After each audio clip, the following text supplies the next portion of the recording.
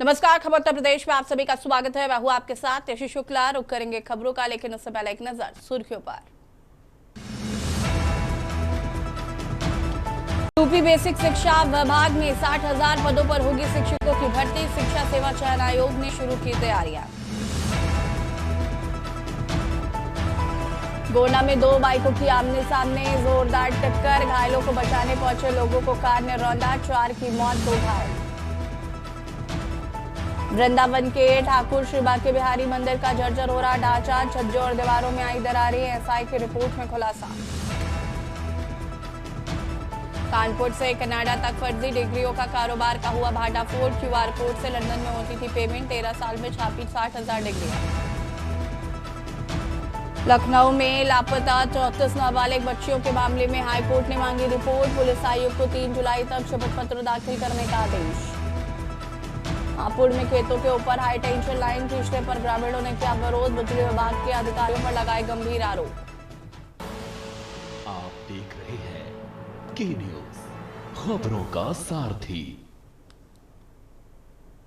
और अयोध्या से खबर आपको बता देते हैं, जहां पर राम मंदिर निर्माण समिति की बैठक 13 जून को। निर्माण समिति के अध्यक्ष नृपेंद्र मिश्र भी होंगे शामिल। बैठक में लिए जा सकते हैं महत्वपूर्ण निर्णय। राम मंदिर निर्माण समिति की बैठक 13 जून को होगी। निर्माण समिति के अध्यक्ष नृपेंद्र मिश्र भी इसमें होंगे शामिल।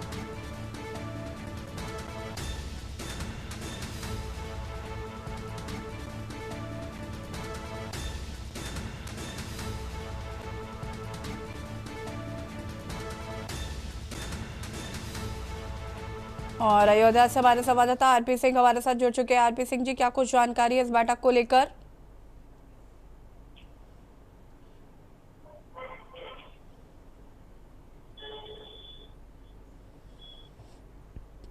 आरपी सिंह जी, आवाज मिल रही है आपको?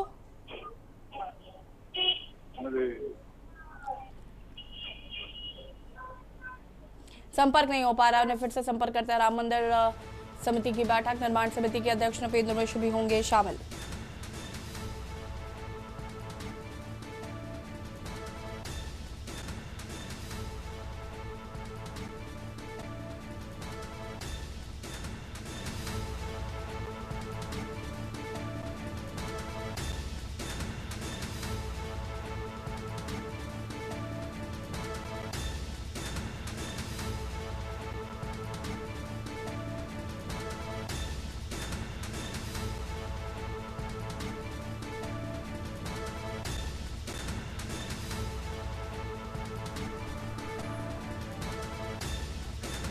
आरपी सिंह जी हमारे साथ एक बार फिर से फोन लाइन पे जुड़ चुके हैं। आरपी सिंह जी, क्या कुछ जानकारी है? अयोध्या मंदिर समिति की बैठक है। जी, आपको बताते चले कि राम मंदिर की समिति की बैठक में नृपेंद्र मिश्रा जी और ट्रस्टी चंपत राय जी, जितने लोग हैं सब पहुंच रहे हैं। आज बैठक करेंगे अहम, क्योंकि वो दुकानों पीएमओ की भी रिपोर्ट आई है, तो कहीं ना कहीं उसको लेकर के दुकानों से तैयारियां है। और जितनी है प्रगति, कितना प्रगति हुआ है, कुछ चीजें है, क्योंकि अभी एक मंदिर का ध्वजारोहण भी होना है, तो उसकी भी तैयारियों को लेकर बैठक की जा रही है।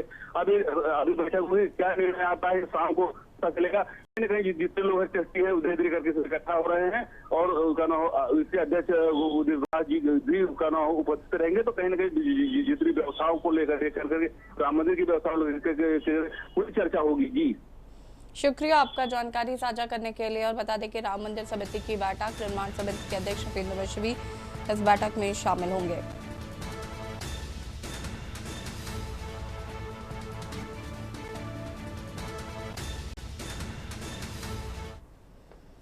लखनऊ से खबर, जहां पर 10% ईंधन अधिभार वसूली पर नियामक आयोग सख्त। यूपीपीसीएल एमडी को फिर से नोटिस जारी किया गया। 19 जून तक मांगा गया है जवाब।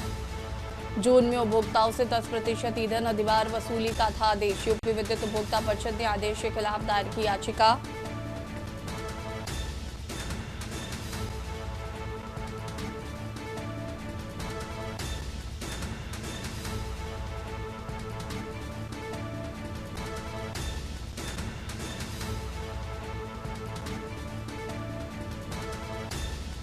यूपी विद्युत उपभोक्ता परिषद के आदेश, एक सप्ताह बाद भी जवाब नहीं। पावर कॉर्पोरेशन को दोबारा नोटिस।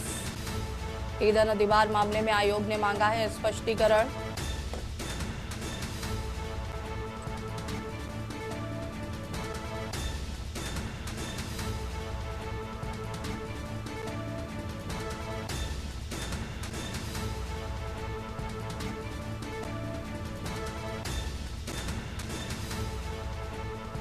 जून में उपभोक्ताओं से 10% अधिभार को लेकर यूपी विद्युत उपभोक्ता परिषद ने आदेश के खिलाफ दायर की है याचिका।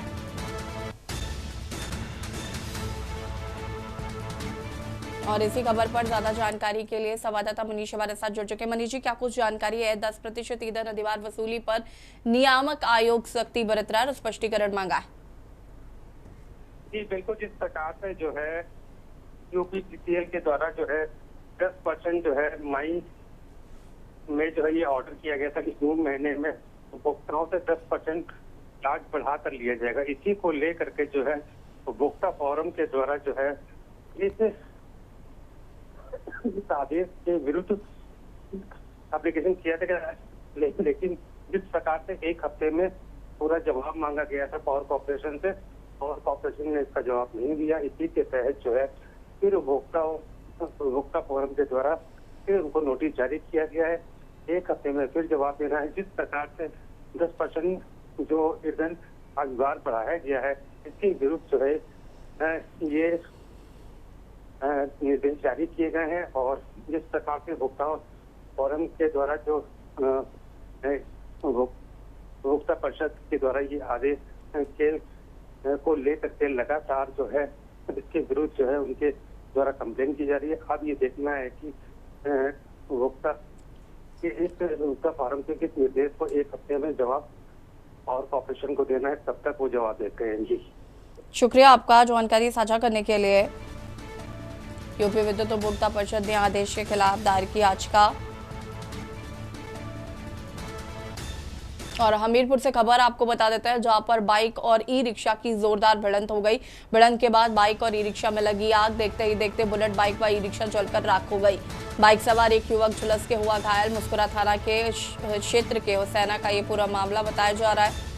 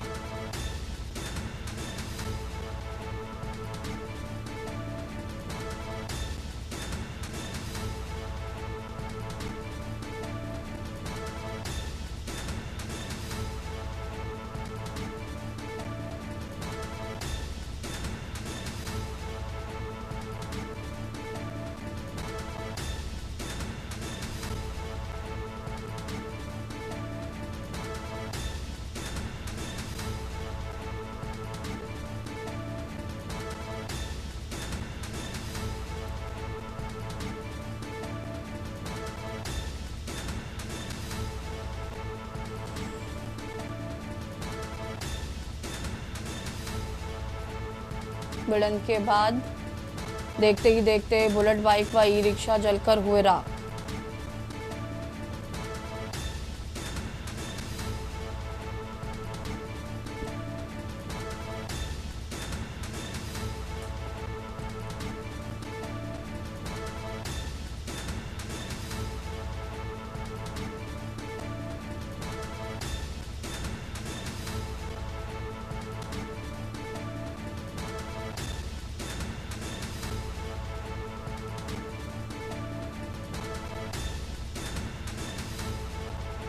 बाइक सवार एक युवक झुलस के हुआ घायल।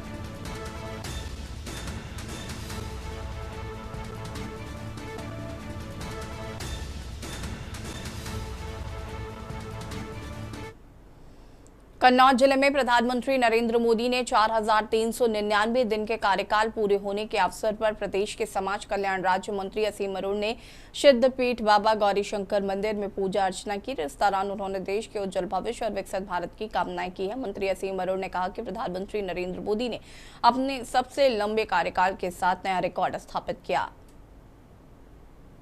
सौभाग्य की प्रधानमंत्री मोदी जी के 4,399 दिन का सेवा काल प्रधानमंत्री या बेहतर कहूँ प्रधान सेवक के रूप में पूरा हो रहा है। ये अपने आप में एक नया रिकॉर्ड है। इससे पूर्व जवाहरलाल नेहरू जी का ये रिकॉर्ड था, चयनित प्रधानमंत्री के रूप में, जो केयर टेकर प्रधानमंत्री थे उस समय को अलग करते हुए। प्रधानमंत्री मोदी जी ने बहुत ही चुनौतीपूर्ण परिस्थितियों में देश की कमान संभाली थी। भ्रष्टाचार का बोलबाला था, अपराध का बोलबाला था और हमारी अर्थव्यवस्था ध्वस्त थी। 12 साल के प्रधान सेवक के सेवा काल में आदरणीय मोदी जी ने देश को सम्मान दिया है।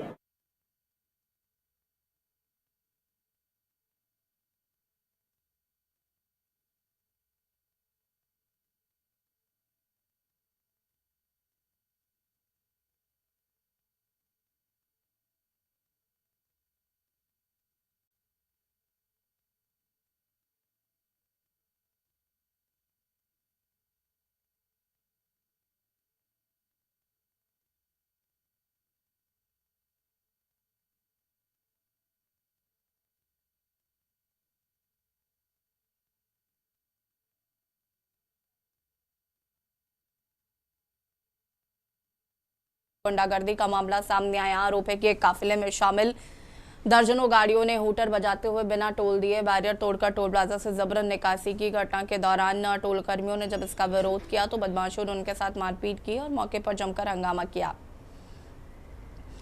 पूरी वारदात वहां पर लगे सीसीटीवी कैमरों में कैद हो गई। फिलहाल पुलिस सीसीटीवी फुटेज के आधार पर अन्य आरोपियों की पहचान की जा रही है।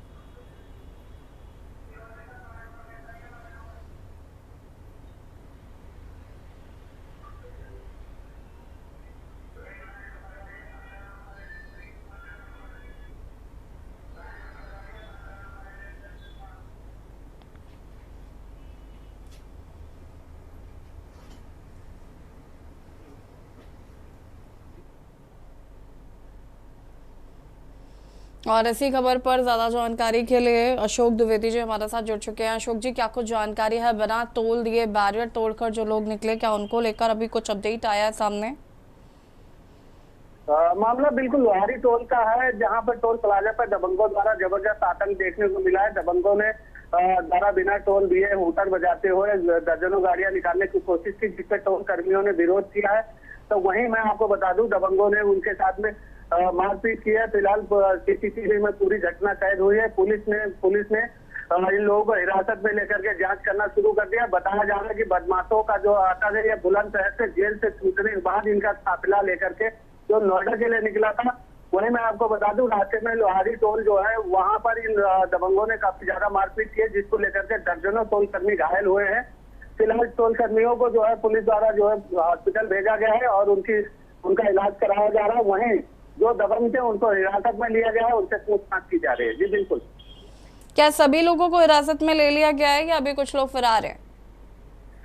जी बिल्कुल, मैं आपको बता दूं, दर्जनों गाड़ियां थी, उसमें करीब 15 से 20 लोग जो है सवार थे। उन सभी को जो है टोल कर सीसीटीवी फुटेज के आधार पर पुलिस द्वारा हिरासत में लिया गया है और उनसे पूछताछ की जा रही है। फिलहाल पुलिस द्वारा बताया गया है कि अशोक जी, क्या ये किसी सफेद पोश नेता के जान पहचान में थे या इनका किस तरीके से ये हूटर चला के, क्योंकि ये तो वैलिड नहीं है, तो हूटर कैसे लगा था इनकी गाड़ियों में? सूत्र द्वारा जो जानकारी निकल के आ रही है, इनका किसी राजनीतिक पार्टी से ताल्लुकात नहीं था, लेकिन बताया जा रहा है कि ये जो दबंग है, ये पहले से नोएडा में भू माफिया का काम करते थे, जिससे भू माफिया जो जमीनें, सरकारी जमीनें कब्जा करके या जो दूर क्षेत्र की जमीनें कब्जा करके बेच करके फिलहाल के लिए ये अपनी दबंगई दिखाते थे।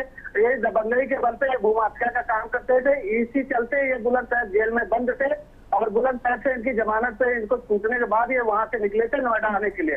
रास्ते में इन्होंने दोबारा से लोहारी टोल पे आतंक मचाया, जिसके बाद दोबारा से पुलिस ने इनको हिरासत में ले लिया। जी बिल्कुल। ठीक है, शुक्रिया आपका जानकारी साझा करने के लिए अशोक जी। और बता दें आपको कि लोहारली टोल प्लाजा का ये पूरा मामला है। बिना टोल दिए बैरियर तोड़कर निकले काफिले में शामिल वाहन और यहाँ पर टोल कर्मियों के साथ मारपीट भी की गई थी। और यहाँ रुकेंगे छोटे से ब्रेक के लिए, जो हासिल होता है।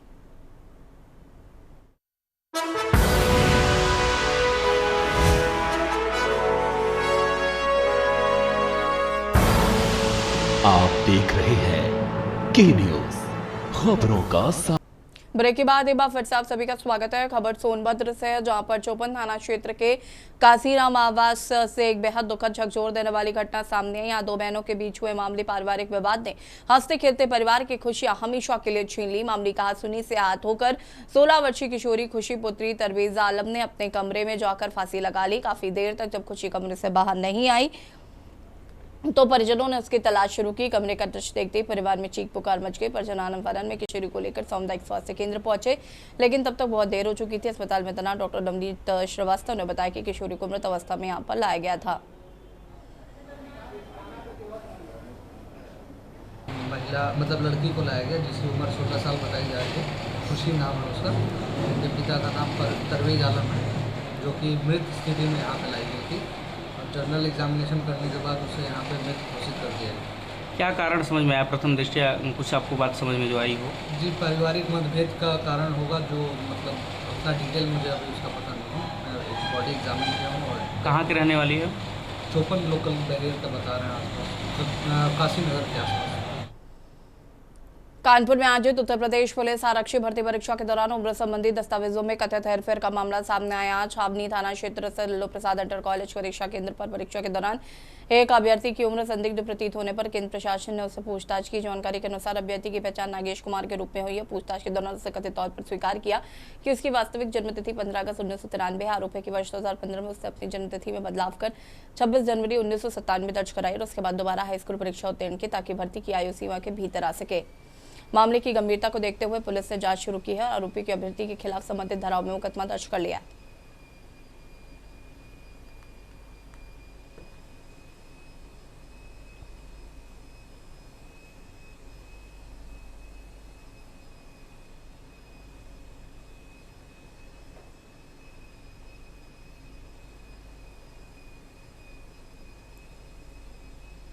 अभ्यर्थी की उम्र संदिग्ध होने पर यूपी पुलिस आरक्षी भर्ती परीक्षा में ये बड़ा खुलासा हुआ है।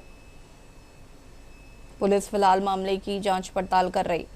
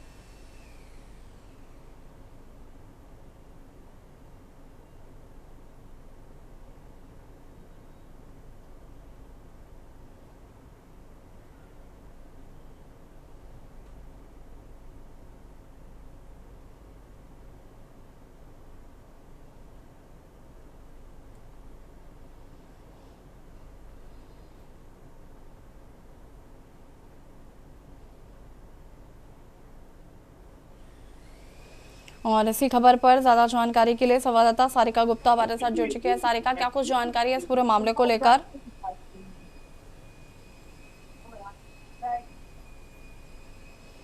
सारिका, आवाज मिल रही है? हाँ, अपना सवाल दोहराएं। सारिका, क्या कुछ जानकारी इस पूरे मामले को लेकर जहां पर एक युवक की जो यूपी पुलिस आरक्षी भर्ती परीक्षा है उसमें उम्र संदिग्ध होने के मामले में क्या कुछ अपडेट है अभी? बिल्कुल, मैं बता दूं 3 दिन तक की यूपी पुलिस आरक्षी भर्ती परीक्षा चल रही थी और कल आखिरी दिन था। इस दौरान जो है छावनी थाना क्षेत्र के लल्लू प्रसाद इंटर कॉलेज में एक अभ्यर्थी को पकड़ा गया जिसका नाम नागेश है। उसने जो है अपनी उम्र छुपाई थी। उसकी उम्र जो थी, वास्तविक उम्र वो 15 अगस्त 1993 थी, जबकि उसकी जो जन्म तिथि जो बदल दी गई है वो 26 जनवरी 1997 दर्ज कराई गई है। इसी पर जो है केंद्र प्रभारी जो थे उनको शक हुआ और उन्होंने इस पूरे प्रकरण को लेकर पुलिस में सूचना दी और उस अभ्यर्थी को पकड़ लिया गया। हालांकि अभ्यर्थी को देखकर भी अंदाजा लगाया जा सकता है कि उसकी उम्र में कितना फर्क है और अभी इस पूरे फिलहाल मामले में पूछताछ की जा रही है। पुलिस को सुपुर्द कर दिया गया है अभ्यर्थी और पूरी मामले की जांच करी जा रही है। ठीक है, शुक्रिया आपका जानकारी साझा करने के लिए। छावनी थाना क्षेत्र के परीक्षा केंद्र का ये पूरा मामला बताया जा रहा है।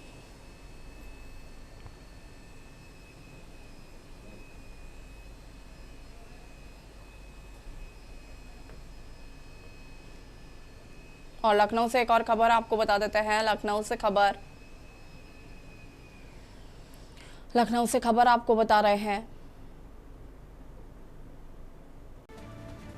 यूपी के सभी टाइगर रिजर्व का बढ़ा पर्यटन सत्र। लखनऊ से खबर। दुधवा टाइगर रिजर्व समेत सभी का बढ़ा है सत्र।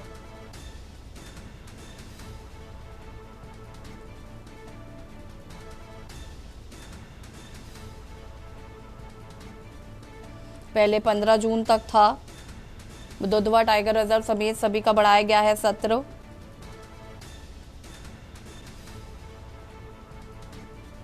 अब 30 जून तक खुला रहेगा टाइगर रिजर्व।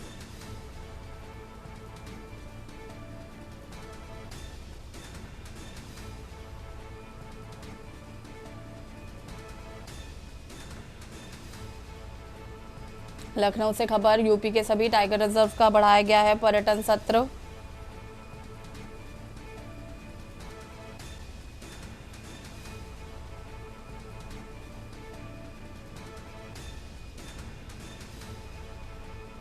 और इसी बीच आपको कानपुर से खबर बता देते हैं। कानपुर से खबर। कानपुर आएंगे आज आरएसएस प्रमुख मोहन भागवत। कानपुर से खबर आपको बता रहे हैं। मोहन भागवत के आगमन को लेकर अलर्ट जारी किया गया है। कानपुर आएंगे आज आरएसएस प्रमुख मोहन भागवत। मोहन भागवत के आगमन को लेकर प्रशासन पूरी तरीके से अलर्ट। और बुलेटिन में फिलहाल इतना ही। देखते रहिए के न्यूज़ इंडिया। नमस्कार।